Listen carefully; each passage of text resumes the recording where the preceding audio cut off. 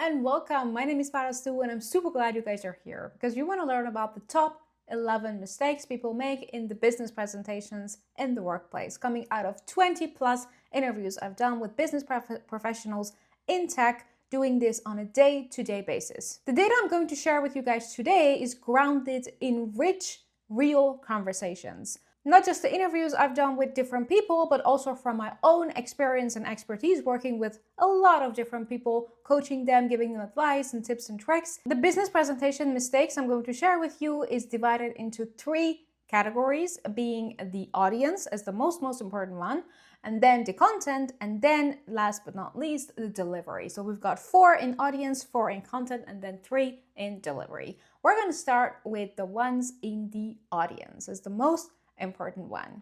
Okay, let's go. The first mistake I want to talk about in the audience part is falling into the expert trap. So what's the problem? The problem here is that we assume that others have the same level of knowledge, expertise, background, and context as we do, because we're all smart people working really hard at our jobs. We do everyday nitty-gritty stuff for our work, so we know it all back and forth. And somewhere along this journey, we assume that other people see the same thing as we do, work on the same stuff as we do, work and think about the same stuff. So we assume that they have the same level of context, the same level of background, information, everything. And this becomes most problematic, especially when you are going to present something outside of your department or with people outside of your domain expertise.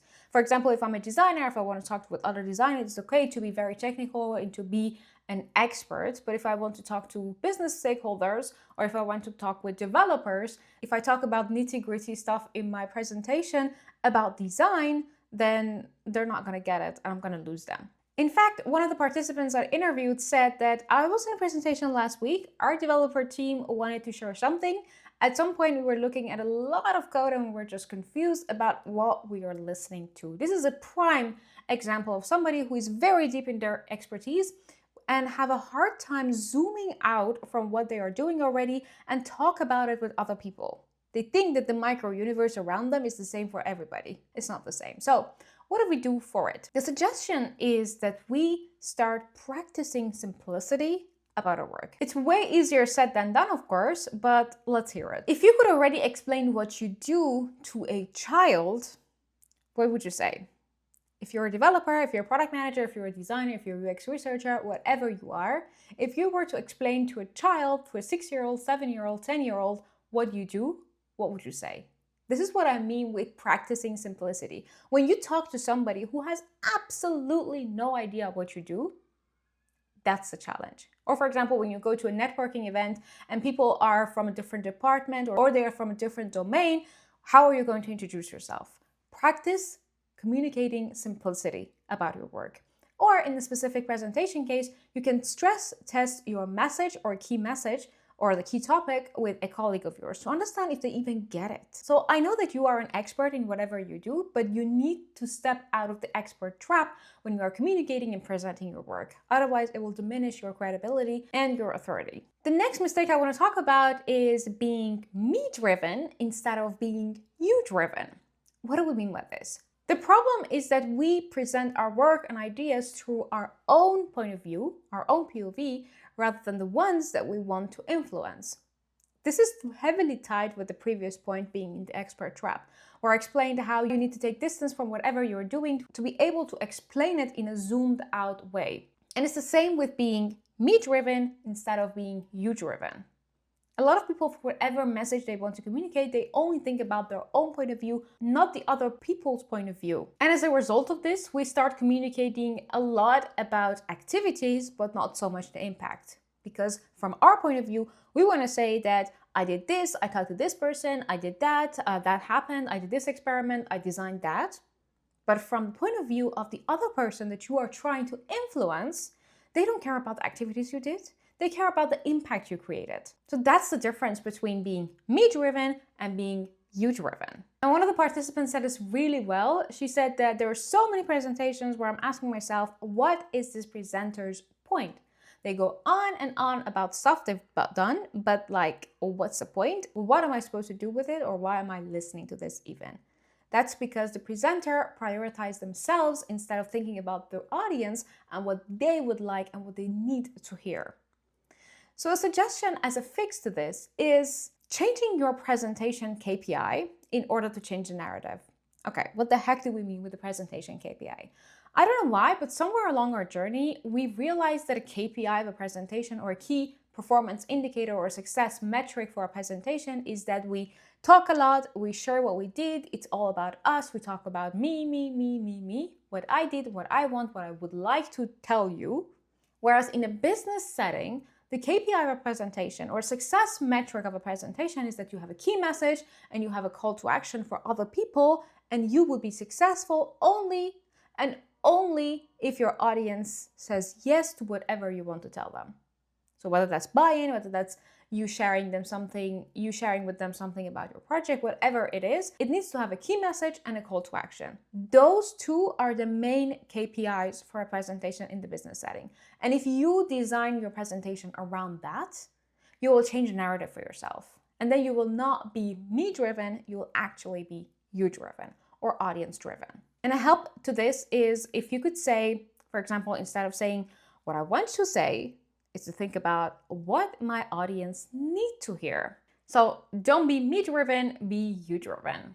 Let's go to the third one. The third mistake in the audience section is not distinguishing between different presentation types.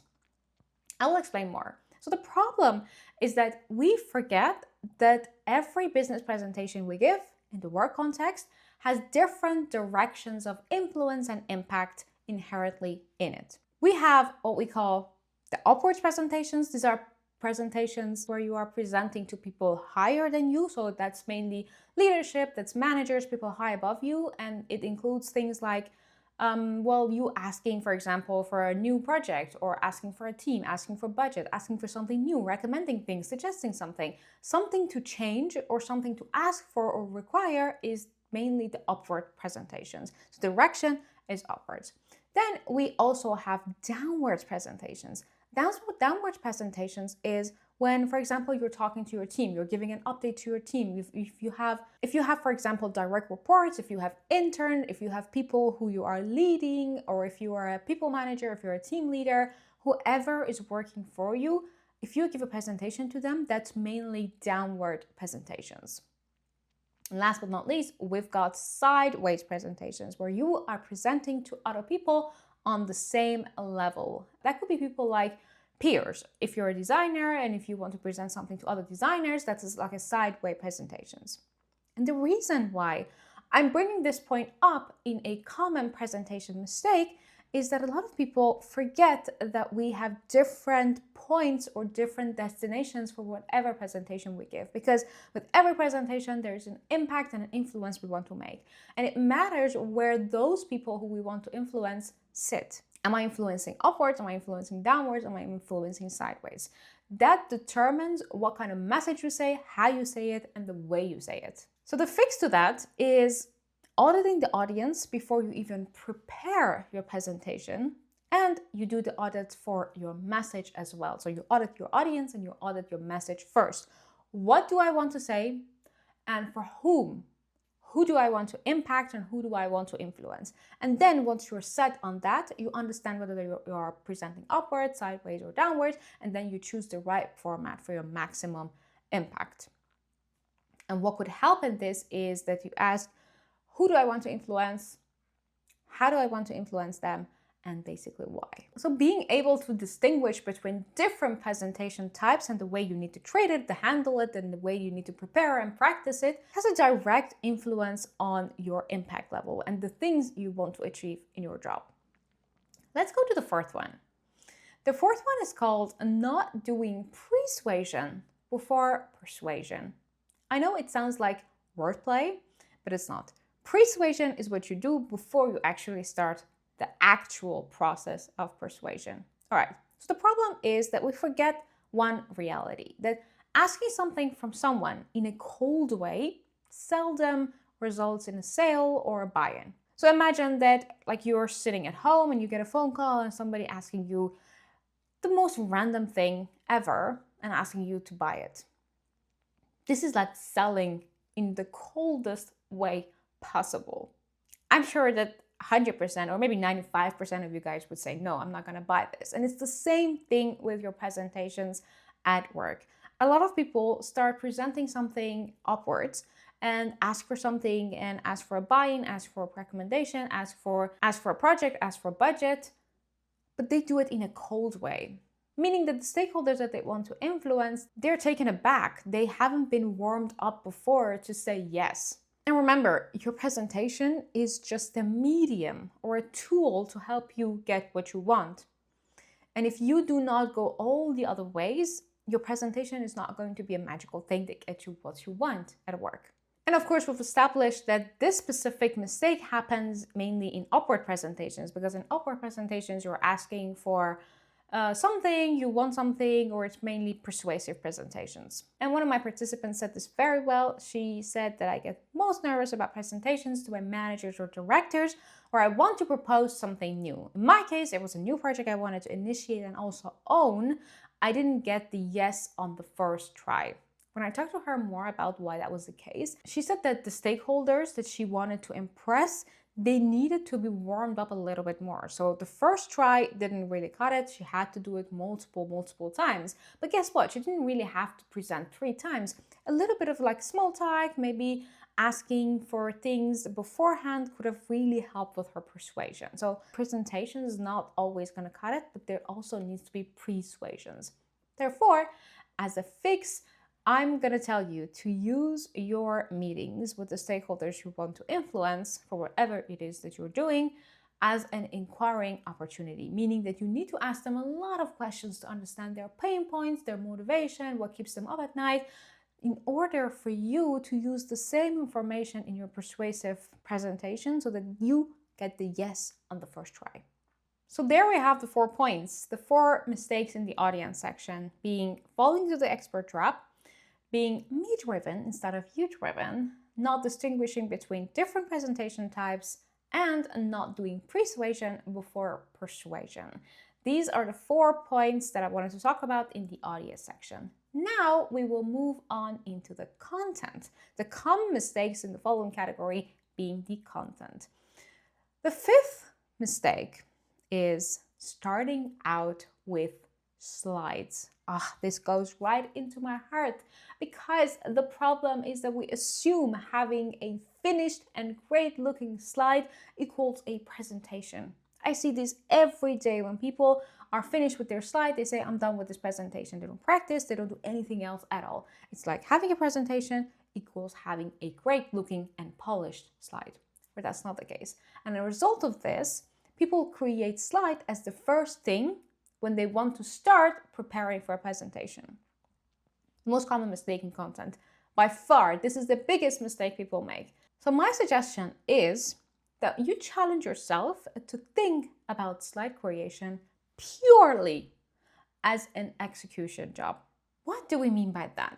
It means that you need to clear out your thinking before you even think about creating slides and opening up a slide making software. A lot of people start making slides in order to help them think, whereas it should be the other way around. It should be first you thinking clearly in your head, what is my key message, what is my call to action, and then using the slides to amplify your message and be the visual aid. A lot of people make the mistake of thinking through the pile of slides, whereas that is not needed and actually detrimental for your time, because it will take you so much more time to find out your story if you look through slides. With that mindset, creating the slide will be the last thing you do in your preparation process, of course, before practicing. So don't be the one who starts with slides. Think beforehand before you even think about creating a slide. Let's go to the 6th one. The 6th one is called not having a key message. Again, brutal.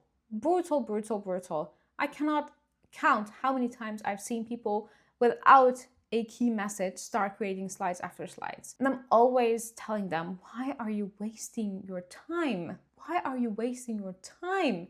Your time, my friend. You're wasting your time creating a slide deck for a key message that doesn't even exist yet. If you don't know what you're talking about, how is your audience going to remember and share your message? The problem is that most presenters do not have a key message in mind when they are presenting and when they are preparing their presentations. And then they wonder why my presentation did not make the mark, why didn't I get the yes, why didn't other people remember what I did? Because there is no key message. So having a key message and a call to action are two gateways for you to even think about starting presentations. This is what I tell people always. If you do not have a key message, if you do not have a call to action, never even think about starting presentation. If you do not have those, maybe you do not really need to present at all. Maybe an email is enough, because informing other people about something is never a good reason to have a presentation in the business setting. And I heard a quote that spoke to this point very well and said, I think every presentation should be about one single thing. It is so hard though. I even cannot do it.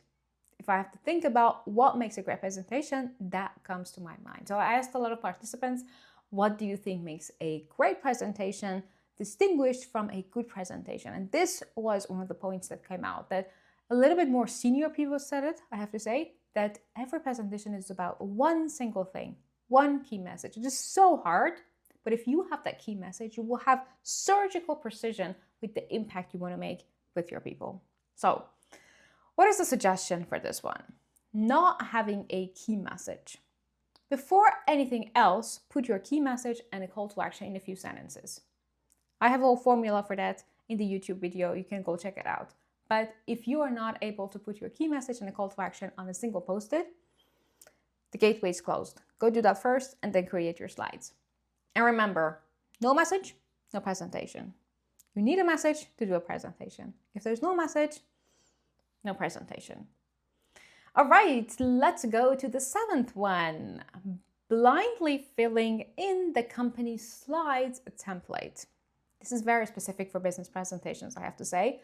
The problem is that we sometimes forget that the company slide template is supposed to be helping us fast track our slide design, not help us think about our presentation. This is something you see day after day after day, that when people want to, for example, work on a project together, they start the slide deck, and that slide deck becomes a medium for the collaboration of those people. So they start filling it out as they work on that project. Whereas those slide decks are only supposed to be there to help you contain your message in the visual brand of the company. And the mistake that most people make is that they start with creating the slides using those slide templates, and they start thinking through those slides. Don't do that. That's not a good way of doing it. Filling a template can never magically find a thread in your story and give you a key message and a call to action. The storyline should be clear beforehand, before you even think about creating a slide and then using some of the slides in those templates. So the suggestion for the 7th mistake is that you need to have your presentation outline ready beforehand, and then use what is needed, exactly what is needed from the slide template, not the other way around. So we don't go through the slide template and filling things in. That's a no-go. But what is a yes is that you need to first think for yourself, what am I going to say, how am I going to say it, and then pick the ones that are needed and is going to be complementary to my story and will help me convey my message. The template is only a guide. It's not going to help you think better. So the slide template is just a way for our message to be contained in the visual brand, the branding of the company that we're working with. Nothing more, nothing less. It's not going to help us think better. It's just going to help us design a little bit faster in the way that our company likes it. Moving on to the 8th common mistake in content is visual overload and redundancy. Mostly common made. Happens all the time. So the problem is that I believe, from everything I've seen, that we overcompensate our lack of presentation practice, preparation, and clarity by putting so much text and data on our slides so that our audience just pick whatever they want. So we don't do the job, we don't go through the hard way, we don't do our job well as a presenter, and then we put everything on the slide, hoping that people will catch whatever they need.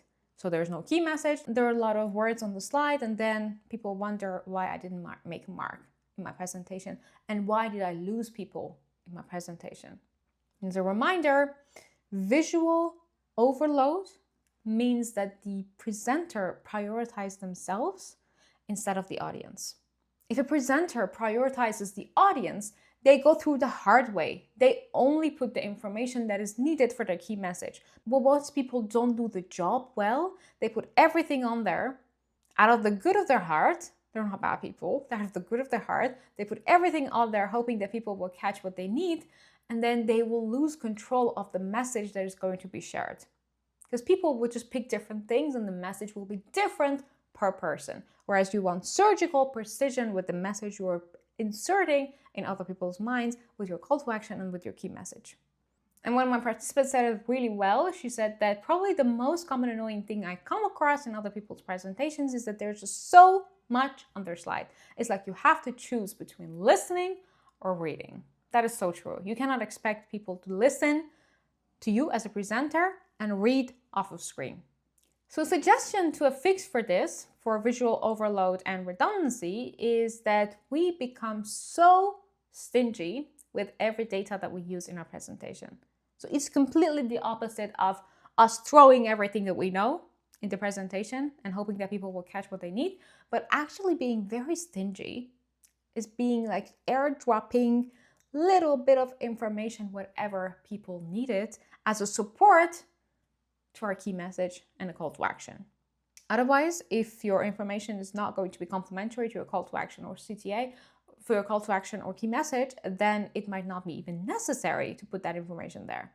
So you as the presenter who's preparing for a presentation, you have to have your head clear and outline what you want to say. And don't treat the slides like the notes section. Whatever you want to remember yourself that you want to talk about, put it in the notes, but don't put it in the slides where you will obviously remember that we will talk about it. It's not the same thing. Okay, there we have the next 4. So far we've talked about 8 common mistakes in the audience and content, but the last 4 being more in the content, being starting out with slides, not having a key message, blindly filling in the company slide template, and visual overload and redundancies.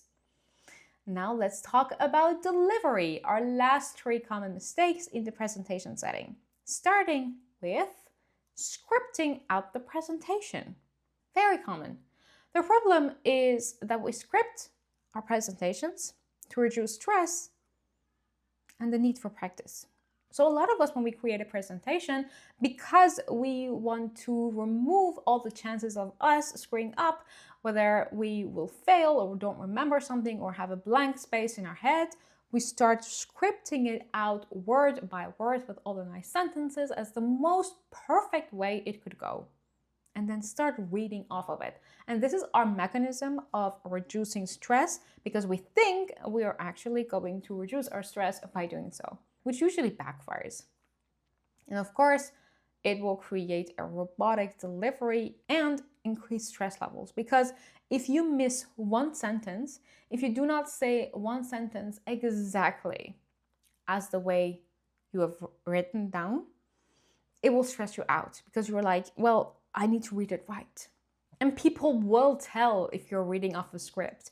I was in a meeting a few years back where the manager wanted to introduce themselves to a new partner at a consultancy I worked, and he started reading off a script as his introduction.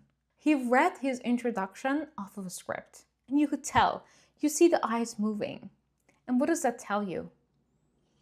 It's like the halo effect. When you see that someone is incompetent in doing something, you assume that they're not going to be competent in other areas of their job. It might not be true at all, but it's our cognitive bias that it helps us judge whether we would like to work with these people or not. So never script your presentation. But of course, a lot of people do. So my participant, he said that I always create a script to control what I want to say and read off the screen. Of course, that is a problem, especially in offline presentations. The fact that these days we're getting very lazy with reading off scripts, that's not even just presentations, by the way. You're now, if you're in the content creation space, you also see apps where they are promoting themselves as being easy because they can show you the script on the screen and you can still look at the camera. It's like you are reading off of it, but other people cannot tell.